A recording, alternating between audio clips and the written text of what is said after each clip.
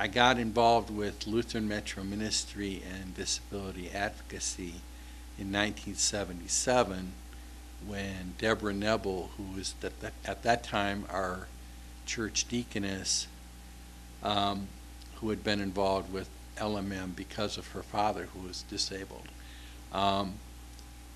Dick Searing contacted Deborah to find out if there was any other people that might be interested in getting involved in a task force to help churches become more accessible.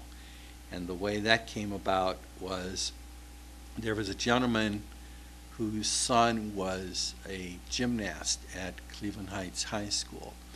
And one day he was practicing in the gym on the trampoline unsupervised. And he was jumping and he came down and hit the side rail of the trampoline, hit his neck area and became an instant quadriplegic. Well, his father contacted LMM to see if Dick Searing or LMM had any programs to go about helping churches, looking for churches, predominantly Lutheran churches, that were accessible. And so Dick Searing contacted Deborah Nebel and other people that he knew that had involvement with disabilities. And at the time I was still working for the school system, so I couldn't attend the first few meetings. So my mother sat in on the first 2 meetings, and then I was able to sit in on the rest of them. The group became known as the Disabled Ministry Task Force, and that group basically worked with churches to help them make them become more accessible, to more involve people with disabilities in the church service and the life of the congregations.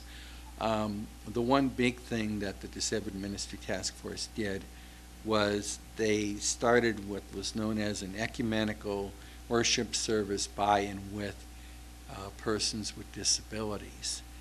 And this was in conjunction with the Catholic diocese. And every year there would be a service either at a accessible Lutheran church or at an accessible Roman Catholic church. And it would be totally done by people with disabilities. They would do the readings, they would do the singing. In fact, there was a choir group, which I was a member, we called ourselves Three Blind Mice Plus One. And since I'm not the blind, I was the plus one. So we did that, and it went for about 6-7 years. It was very popular and well attended.